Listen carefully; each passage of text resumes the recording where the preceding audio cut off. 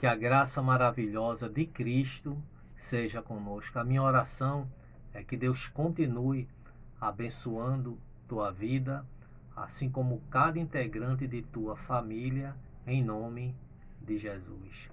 Nos vídeos anteriores, nós vimos algumas coisas que irão acontecer antes da segunda vinda de Jesus a este mundo.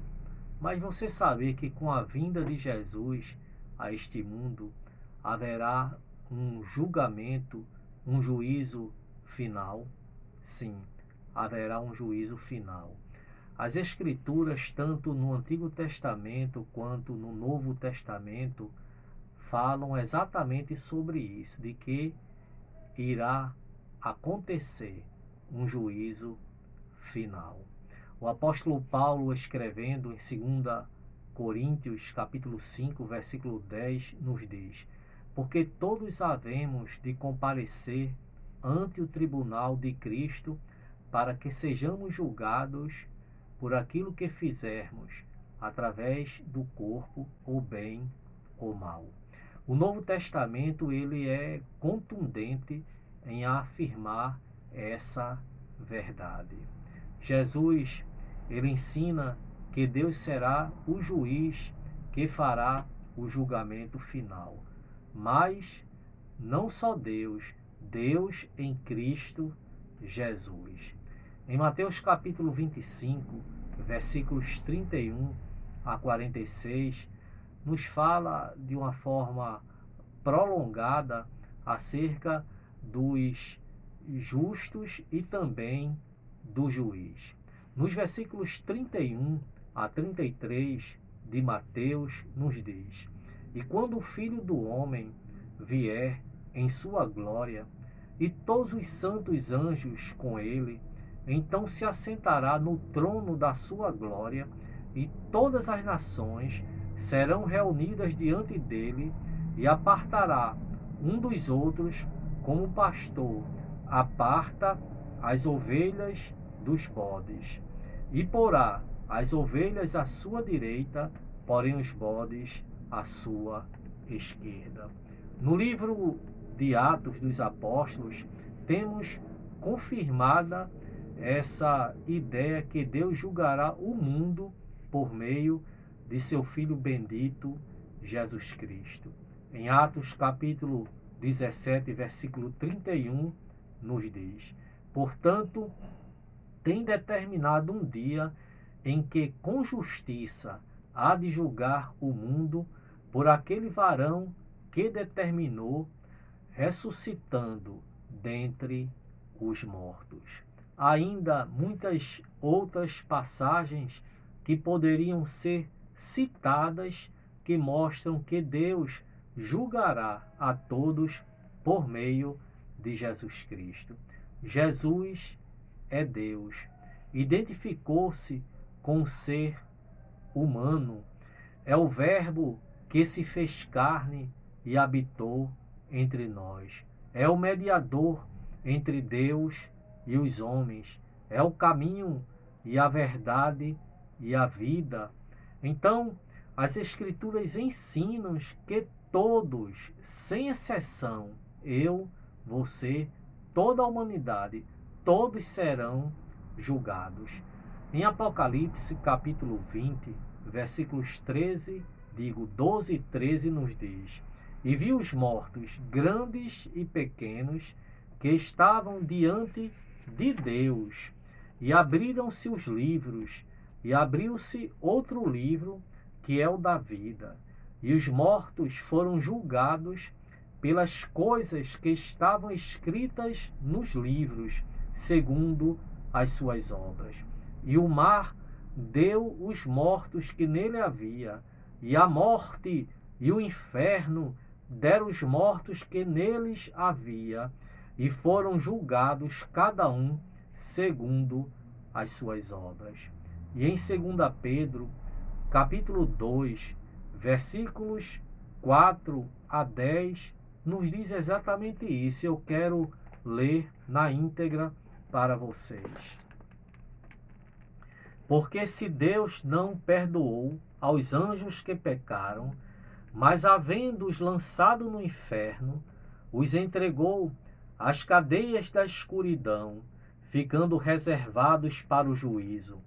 E não perdoou ao mundo antigo, mas guardou a Noé, pregoeiro da justiça, com mais 7 pessoas, ao trazer o dilúvio sobre o mundo dos ímpios, e condenou a subversão às cidades de Sodoma e Gomorra, reduzindo-as a cinza e pondo-as para exemplo aos que vivessem impiamente, e livrou o justo Ló, enfadado da vida dissoluta dos homens abomináveis, porque este justo, habitando entre eles, afligia todos os dias a sua alma justa, pelo que via e ouvia sobre as suas obras injustas. Assim sabe o Senhor livrar da tentação os piedosos e reservar os injustos para o dia de juízo, para serem castigados. Mas, principalmente, aqueles que, segundo a carne, andam em concupiscências de imundícia e desprezam as dominações. Atrevidos, obstinados, não receiam blasfemar das autoridades. Então, nós podemos observar realmente que ocorrerá o juízo. E qual o propósito do juízo final? O fim do juízo não é descobrir o caráter dos homens, de todos, porque isto Deus sabe. Deus conhece o meu mundo interior, o teu mundo interior. Nada está obscuro diante da onisciência de Deus. Mas o fim do juízo final é por todas as coisas às claras. O objetivo do julgamento final é descobrir, não revelar. Romanos 2, versículos 5 e 6. A necessidade do juízo final, de fato, é uma realidade. Eu vou repetir o texto que antes li de Atos, capítulo 17, versículo 31. Portanto, tem determinado um dia em que com justiça, observe, com justiça, a justiça de Deus é equivalente ao seu amor, há de julgar o mundo por aquele varão que destinou, dando certeza a todos. A palavra de Deus não passa, dá certeza a todos. Se o homem crê, ocorrerá. E se o homem não crê, também ocorrerá. Porque Deus não pode anular aquilo que está escrito, porque sua palavra é a fonte de toda a verdade e é eterna. Dando certeza a todos, ainda diz o texto, ressuscitando dentre os mortos.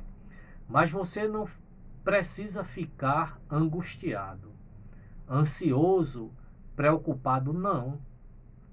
Jesus fez tudo por nós. Ele nasceu, ele morreu, ressuscitou, foi ao céu, em breve voltará.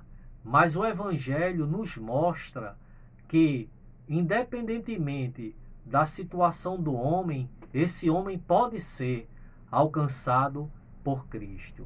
Se você ainda tem um fôlego de vida, pode parar, refletir, reconhecer seu estado de pecador, arrepender-se dos seus pecados e depositar a sua fé exclusivamente em Jesus. Aí você pode até perguntar, e eu não passarei pelo juízo? Passará. Mas tem uma coisa que a Bíblia afirma, Romanos 8, versículo 1. Agora, pois, nenhuma condenação há para os que estão em Cristo Jesus. Jesus fez tudo pela humanidade.